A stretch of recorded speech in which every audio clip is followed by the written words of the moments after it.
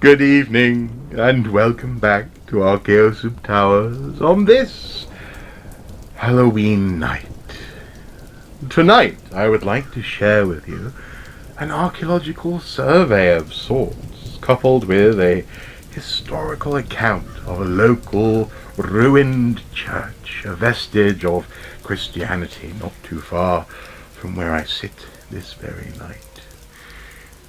I want to tell you the tale of the witches of Wallsend, as reported in the Monthly Chronicle in April 1888. But before we begin, we must understand the geography at play. You see, it was on this night in question that a young man of the Delaval family was returning home from Newcastle upon Tyne to his family's seat at Seaton Delaval, by the coast, not too far from Whitley Bay.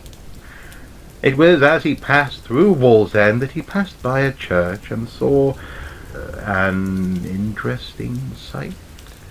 The account is as follows. We can therefore give only a plain and unvarnished prosaic account of the affair, as it used to be told, doubtless with much more pith than we can put into it, by that extraordinary humorist and mystery man, Sir Francis Blake Delaval. At what definite period the witch adventure took place it is impossible now to tell. Sir Francis died in 1771, and already it was once upon a time, and one of the lords of Seaton Delaval, without further specification as to when and to whom it occurred. The adventurer, whoever he was, is said to have been returning home from Newcastle after nightfall, when, turning up the road past Wallsend, at the foot of the eminence on which the old church stands, he was surprised to observe the interior of the edifice brilliantly lighted up.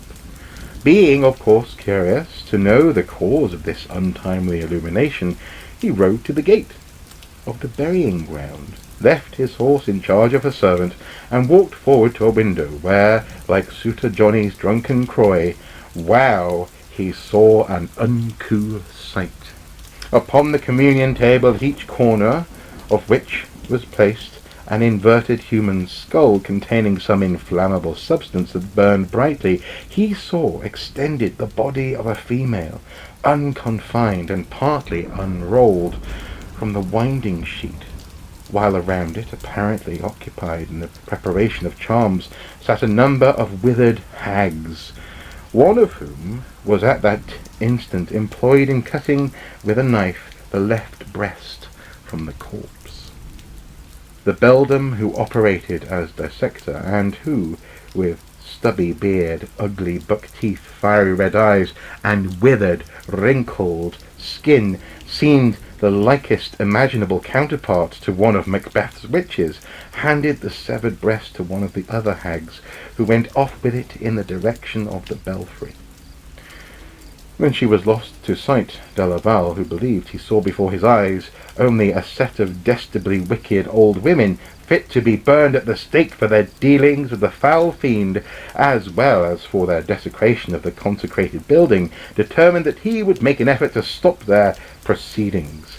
So he applied his strength to the door of the church, burst it open, and rushed in, to utter consternation of the assembly. Each of the hags had endeavoured to save herself by flight. Some climbed up to the roof and took their departure through openings in the belfry. Others managed to get out at the door or the windows.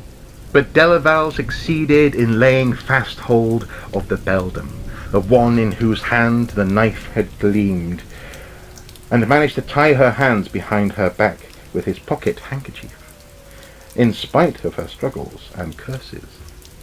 When Delaval had taken a hasty look at the devilish preparations for love and hate, charms and incantations, he hastened off with his captive and bound her on horseback behind the servant.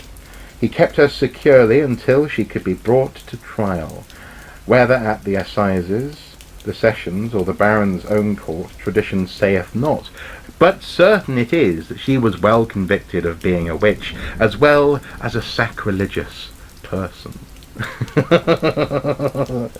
and sentenced to be burnt on the seashore in the vicinity of Seaton de Laval.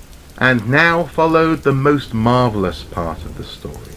So marvellous indeed that we must beg our readers to take it as we ourselves do, with a grain of salt. When the sentence was about to be carried into execution, the witch requested to have use of 2 new wooden dishes, which were forthwith procured from the neighbouring hamlet of Seaton Sluice. The combustibles were then heaped on the sands, and the culprit was placed thereon. The dishes were given to her, and the fire was applied to the pile. As the smoke arose into dense columns around her, she placed a foot in each of the utensils, muttered a spell, cleared herself from the fastenings at the stake, and soared away on the sea breeze like an eagle escaped from the hands of its captors.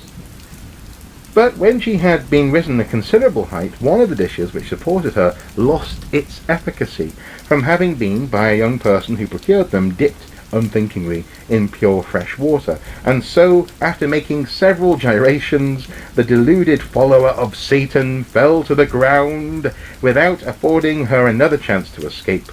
The beholders conveyed her back to the pile, where she perished amidst the flames.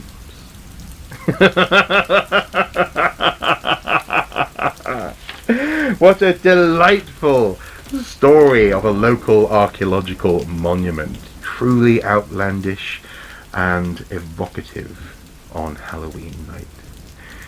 Never let it be said that archaeology cannot be just a little bit spooky at times. As ever, during this wonderful Halloween week, happy Halloween, and I'll see you tomorrow in the depths of an Antarctic nameless city.